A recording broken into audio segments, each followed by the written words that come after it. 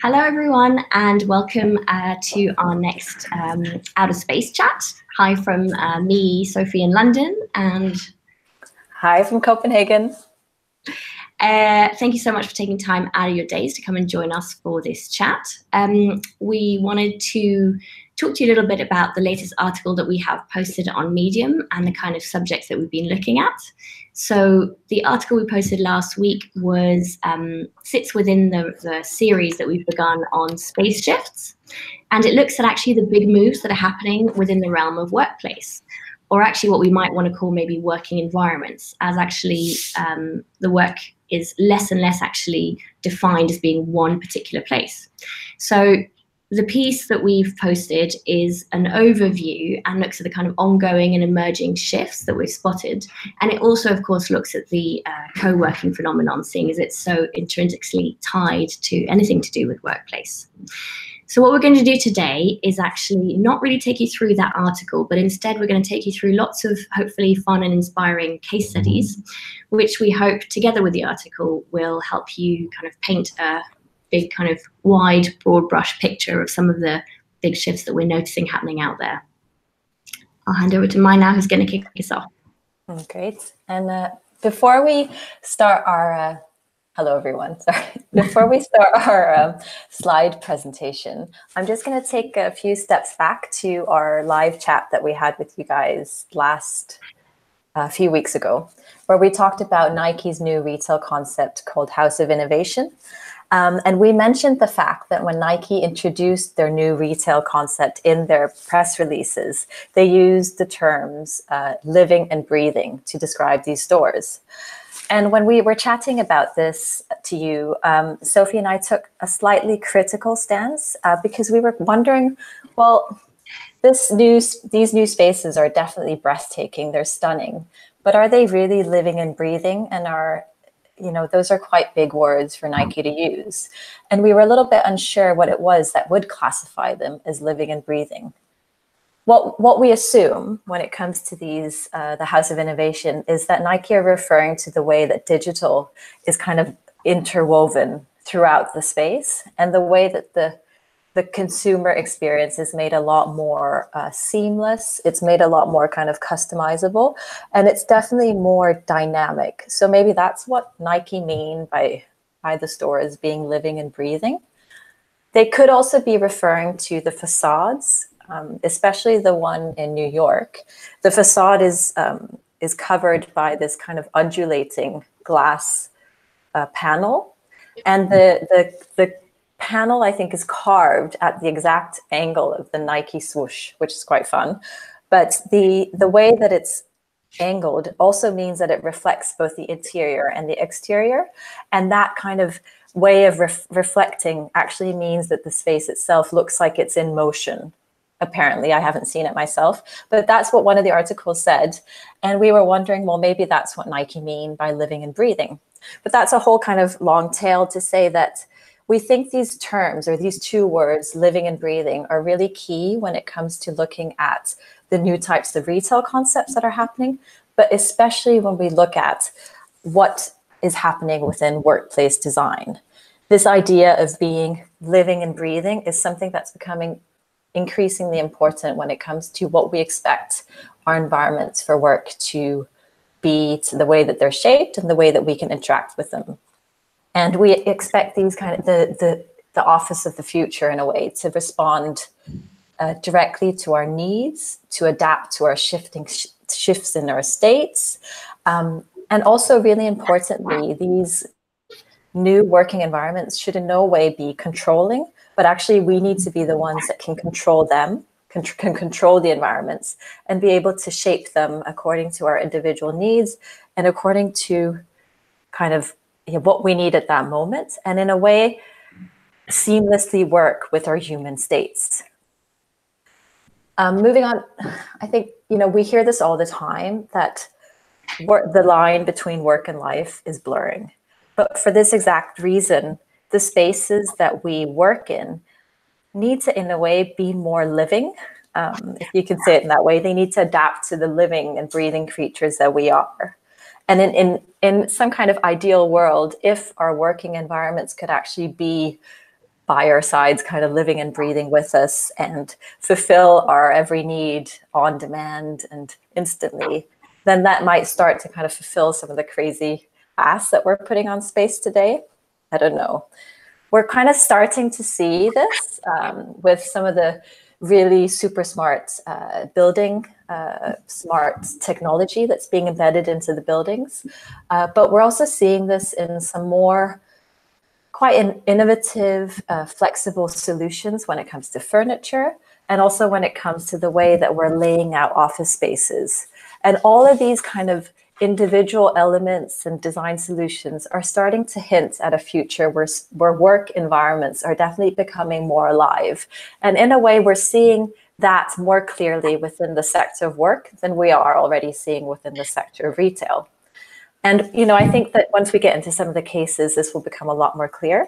And in a minute, we'll flip through some of these, some of what we find to be the most kind of really fun and exciting cases when it comes to workspaces that could potentially be seen as more living and breathing.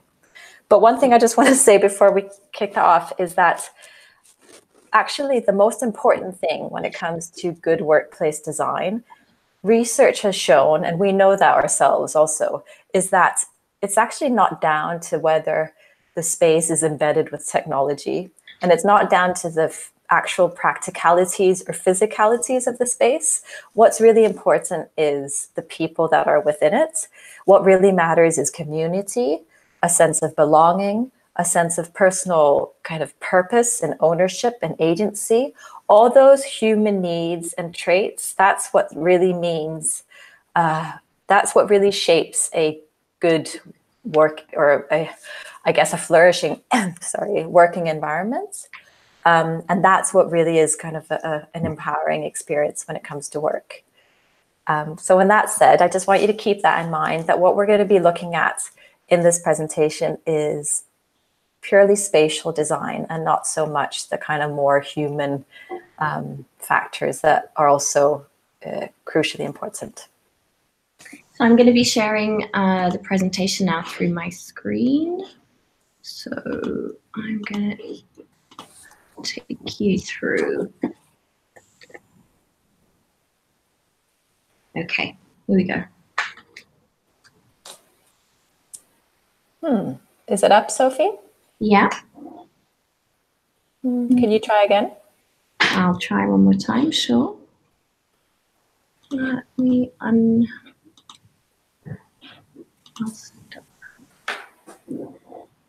Okay, let's try again. Ooh, now it's doing its magic. Now? Great, now we can see it, perfect. Wonderful. All right, so, you know, as I just mentioned, we'll be taking you through a few cases of some working environments that could be seen in whatever personality they have themselves to be more living and breathing. And when it comes to the other elements that we've talked about, when it comes to community and when it comes to what workspaces, the most important kind of factors that facilitate a flourishing workspace, then we talk a lot more about that on our article on Medium. So I really hope that you will all read that. But one quote that I wanted to share before we launch into the cases is this quote by the interior design magazine Frame, because we really think it quite elegantly sums up in one paragraph all the huge shifts that are happening within work, and where work is no longer becoming purely about having a place to go to, but it's much more about choosing a community to belong to, or choosing a lifestyle and a culture to be part of.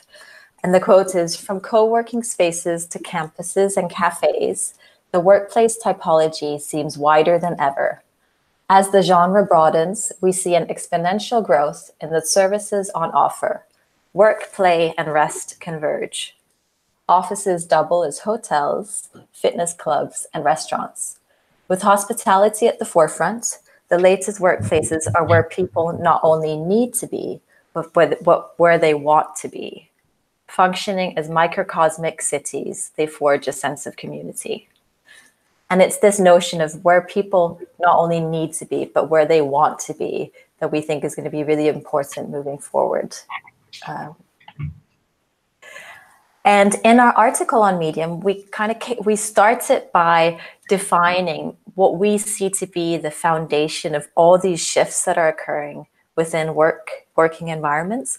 And, you know, we've called it the quest for self-actualization. We've referred to the same tendency in some of our previous studies where we've called it self-optimization. It's basically the same thing, and it boils down to this kind of continuous desire and urge for each individual to kind of be the best that they can possibly be.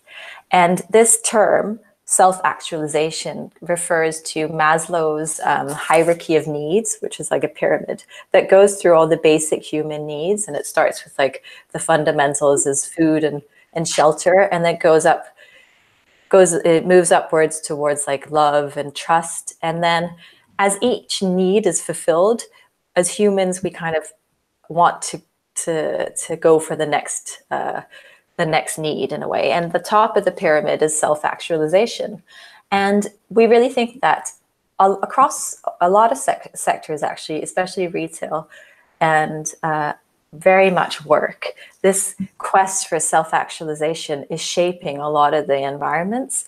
And we're seeing that in, you know, the various uses of space that are being overlapped, where work is representing not only a destination to work from, but actually a whole kind of lifestyle and culture.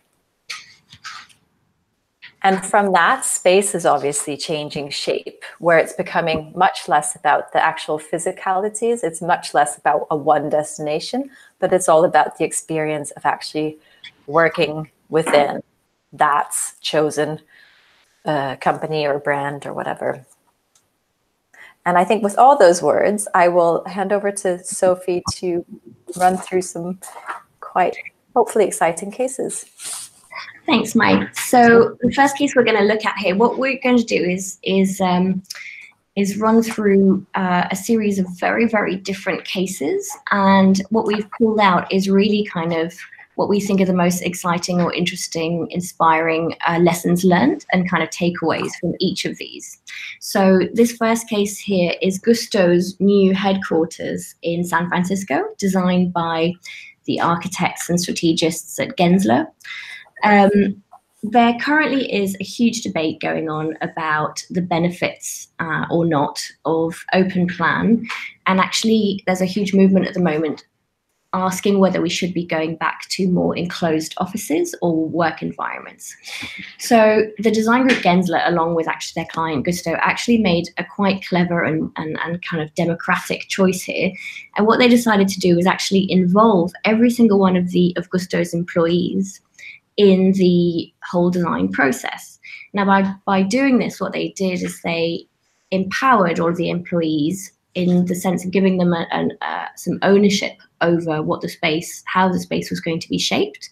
They gave them agency and also just allowed them to have a voice about saying, well, I'm an individual, this is how I prefer to work. The result of which was that each employee was allowed to choose from a variety of work settings what type suited them best. So whether you were someone whose work style was that you needed a small enclosed space, then there would be a small enclosed space enabled for you, provided for you. So throughout the landscape of settings, each employee should really find themselves and find their working styles within that. Also, here's another image actually that gives you a sense of how all these different types of work settings come together, ranging from kind of very soft loungy environments to more clustered desk environments to kind of cubicles, etc. So there's a wide range of different types of settings, all co-designed with the employees. The other thing that they did here that we think it's a detail, but we just think it's really interesting, is that Gusto's at the core of their brand sits the value of authenticity. Ever since they were a small agency to growing to being a large, very successful company, they have always celebrated authenticity. And what they did is they actually asked everyone, and still ask everyone, to, as soon as they walk through the door, take their shoes off. So they have this shoeless policy throughout the office. What's super interesting is that this, in their words, they wanted the office to feel like a home. And that's where everyone is not only their most comfortable, but also their most authentic selves. So this idea of not bringing a role to the office, just bringing yourself there.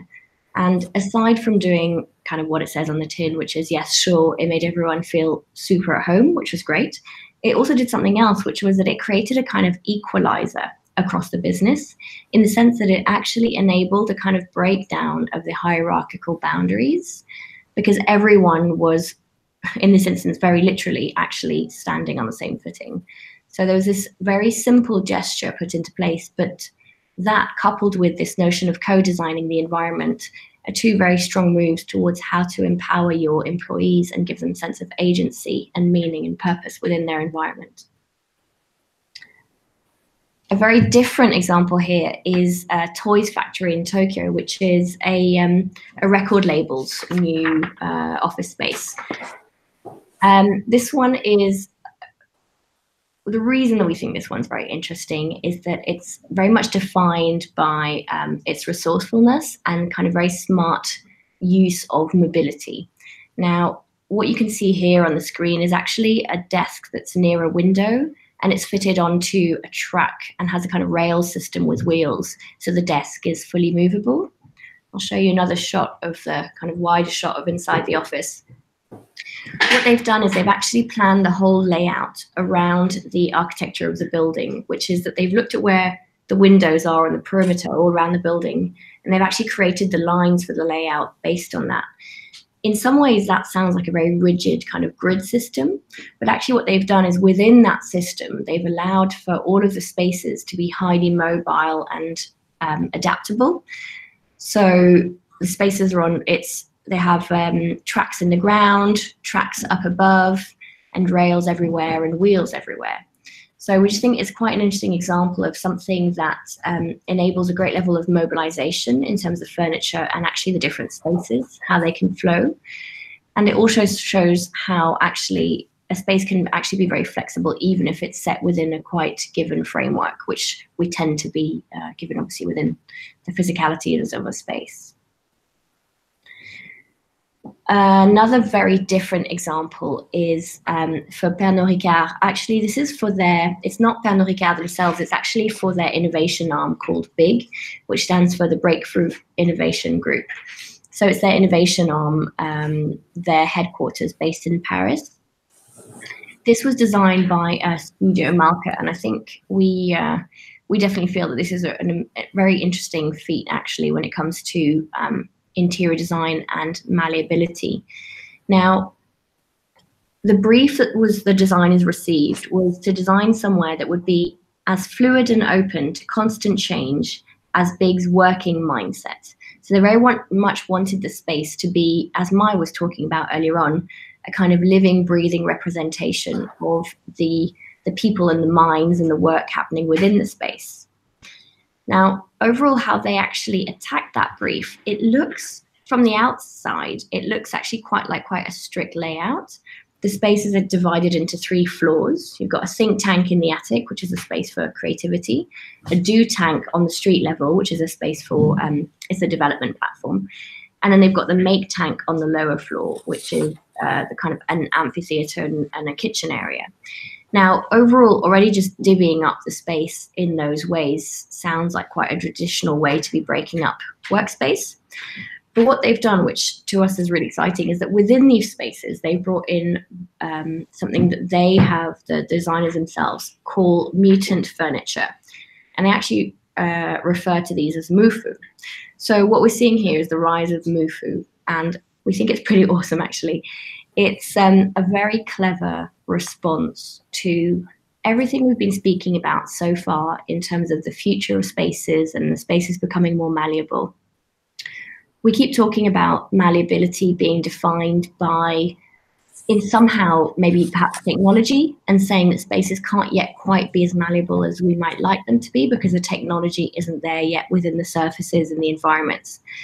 But what the Studio Malka here have done, which is very clever, is they've actually provided a very low-tech but super smart solution to spatial malleability.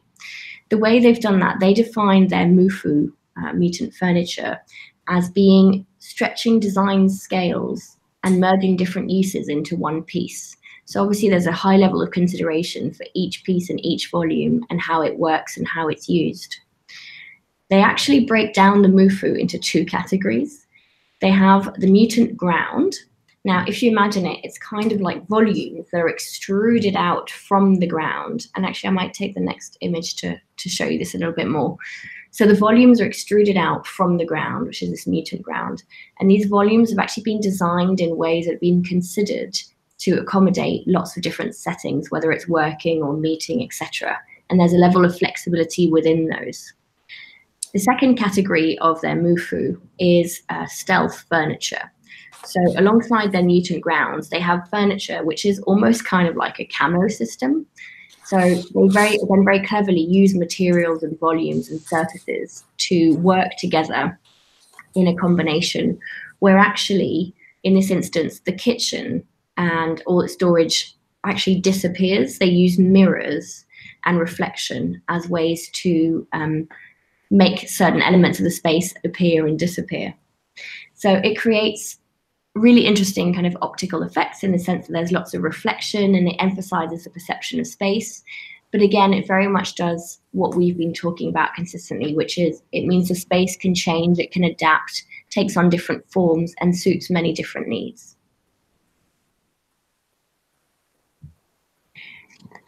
The last case I'm going to take you guys through is, again, a very different one in terms of look and feel.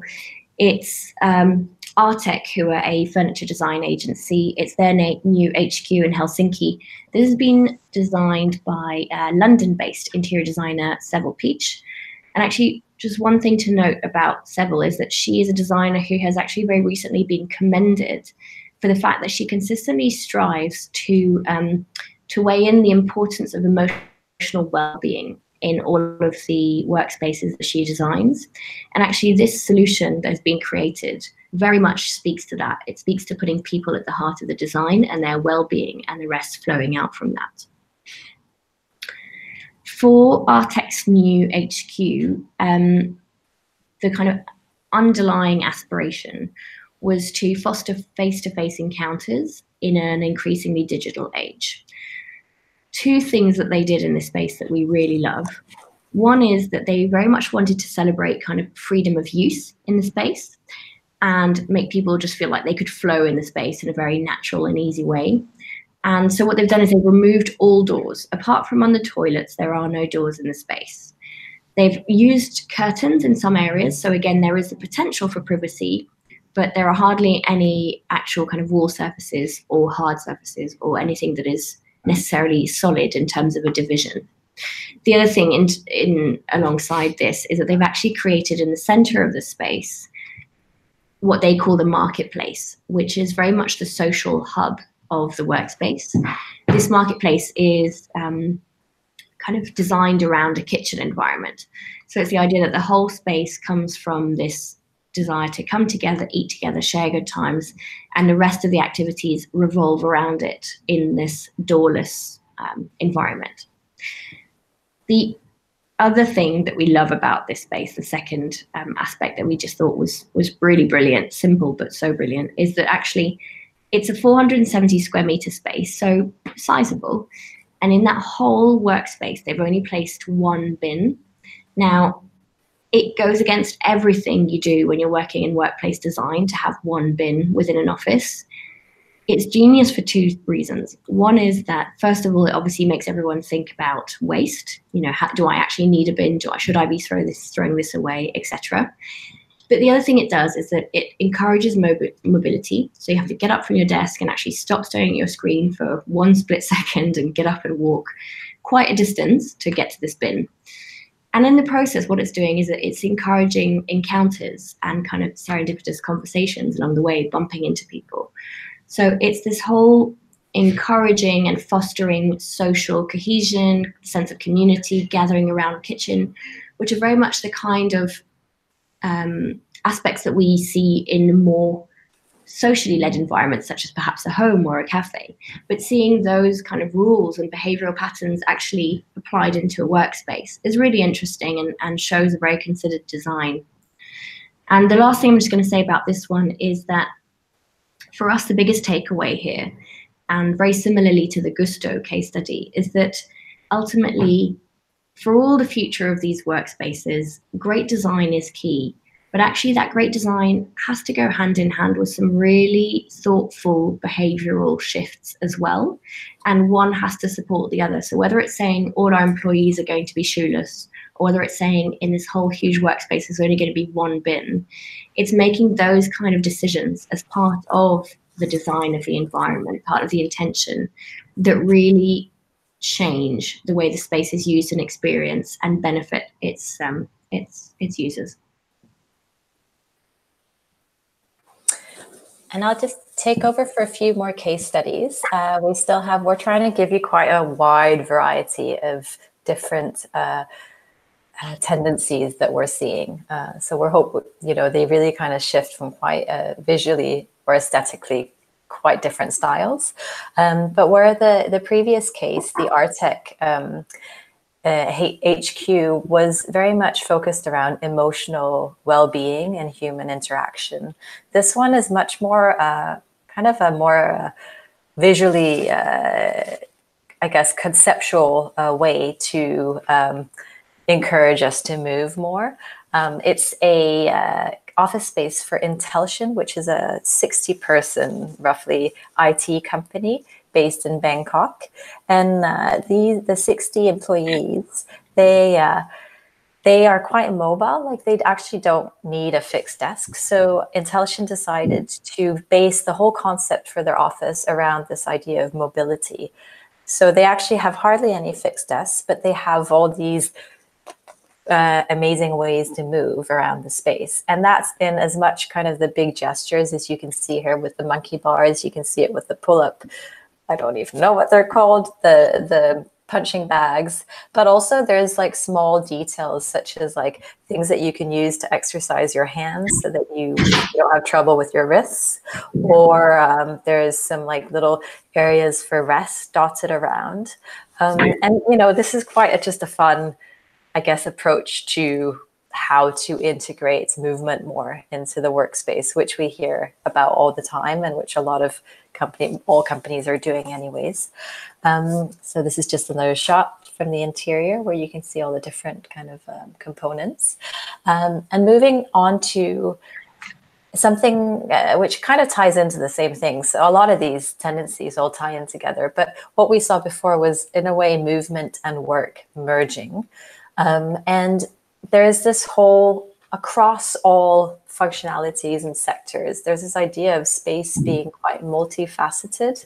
And by this, it's not necessarily a huge kind of approach to like a working environment incorporating everything, but it's more about having different facets that are overlapping within one space. And we see this a lot within shared workspaces, especially. We've talked about Spacious before, that have this amazing concept in New York where they transform restaurants into working environments during the day. That's a really great case, but this is another one which I'll quickly run you through. Noblau is a design company mainly for retail and for hospitality. And their tagline is, I'm just going to go back to my notes here, "We create meaningful spaces." And to them, meaningful spaces are all about spaces that invite you in, that are kind of open and inviting you to browse and just go exploring. So what they wanted, they designed their own office space to encompass kind of their values as a brand. And what they did is they had three different functions that are overlapping. They have a normal office space, and they have a shop for all their own design, but also partnering brands. And then they have a public cafe. And all of this kind of coexists under one roof, and all with the intention to kind of live up to their brand statement, which is this ambition to create meaningful spaces. I think there's one more image of this. it's not that it's visually so unusual in a way, but we quite like this idea of having one strong mission statement and then designing a space that is meant to embody that. Comes back to this living, breathing thing, doesn't it? It's actually saying that those are their values, and they very much live by them in their three-dimensional environment. Exactly.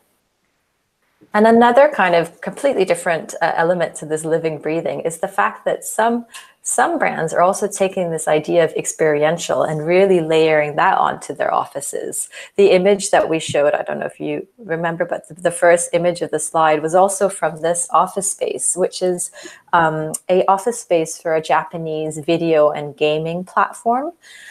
And what they've done is they have 5 floors of office space, and all these floors are kind of embedded with all these digital experiences, and very much living up to what they do every day as a company. They're also offering their employees a digital interactive workspace. An example is that when you approach the first kind of entrance, it looks like a kind of a moving waterfall, and you can't actually see the door. But as you move closer, the door appears within the waterfall, and the water kind of makes room for you to enter. And then you enter this quite wild office corridor, actually, which is all covered in greenery. I think there's an image of it on the next slide. You can see it on the right. It's like this. This jungle that you're walking through, and then on your side, on both sides, there's these animals that interact with you. And the way that they interact with you is they actually guide you to the meeting rooms that you're meant to go to. A crazy thing to have happening all the time, but also another I don't know if it's not necessarily a beautiful design feature, but it's an interesting one, is the fact that they have actually throughout their office spaces, what their employees are working at is they all work from the same surface. So they have one desk that wraps around the entire floor. I don't know if it wraps around several floors, but it's 1 kilometer long. And that's about, I think, 1.6 miles or something, that one desk where everyone sits at, which is quite a fun idea. But we just wanted to mention this case as well as a way of quite adventurous ways for companies to embed other ways of being living and breathing, I guess, onto their spatial design. But I think what's interesting with this one is the fact that it's again, this idea of authenticity, is that this sits right because this is actually what the company do. And actually it doesn't feel like a layer, as random and as weird as it might be to have kind of digital interactive animals lead you to your meeting room. It kind of fits within the context of the services and who this team are. It's really when these things start to be layered on and are kind of out of sync in some ways that you start to question the level of kind of meaningfulness and authenticity within the decision making. I just wonder what it's like to be in every day, because I think one is the experience of visiting the space once, but actually if it's your daily working environment, I question whether it's the most kind of, authentic, yes, to portray the brand, but I'd be interested to hear from the employees what it's like to work. Yeah, maybe that's why they had to create this very kind of almost very contrasting looking, light, zen, watery type entrance. Yeah, entrance. Yeah. Interesting. Anyway, with all those thoughts in mind, the aspect that we want to kind of wrap up on and finish on is that actually we've been talking about. Obviously, people are changing and the work environments are physically changing. But really what's most important to note probably is that actually beyond the physical environment changing, it's really the very nature of the workplace which is changing. And we're talking very much today about employees unshackling from their outmoded desks, and the idea of the concept of a workday right now is just becoming really murkier and murkier. And there are questions around, is the office actually going to continue to exist? As Mai kind of touched on in the introduction, really, this idea that, if the place you go to work is actually a place that's more representative of a culture and a lifestyle, can you even really still define it as an office? But whatever the answer is, what we can see is certainly that the shape of the office of the future is definitely going to transcend the role that it has had up until now. And a couple of examples to kind of support this this point is that there are some big new moves happening in Paris at the moment. This is one of them, which is we just thought is actually very relevant, mostly because of the name. It's called Descapolitan. So obviously this idea that from your desk emerges a city.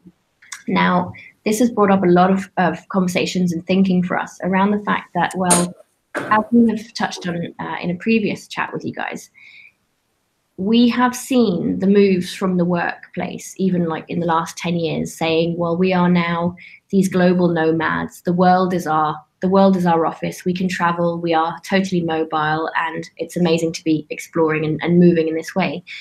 There are, with technology and all the advancements and the things that we are able to demand in terms of kind of convenience and all these quests for hyper efficiency and speed, etc., is that actually now there's a move in the kind of contrasting direction, saying, well, actually, people are now having everything. So the world is actually now being squeezed back into the workplace. So it's almost the reverse movement.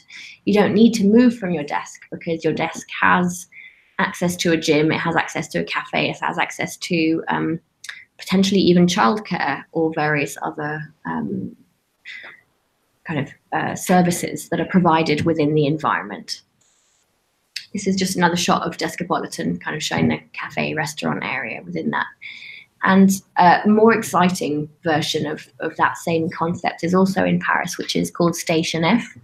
Now, this is a much larger scale project. It's huge, and it's actually it's been open for a bit, but they keep growing it and it keeps evolving. Actually, I think it's quite an organic concept in that it's quite experimental. This is actually a 34,000 square meters former Parisian rail freight depot. And what they've done is that in this space, there's literally everything. I mean, you work in Station F, but you don't just work there. There's a market, there's an event space, there's a maker space, there's a yoga studio, meditation spaces. You can actually live there. So why even go home to go to sleep? There's a co-living space. There are working coffee shops with great kind of programs of co-working and other such kind of cultural activities going on. They've also managed to just design this in a very cool way where they've taken over the old railroad cars and actually converted them into the restaurants, which they've called Mama F. So again, it's a sense of a larger than life home, you know, again, with the kind of connotation of calling the restaurants Mama. You're kind of wondering, you know, there's this idea is that really, do you ever really need to leave this place?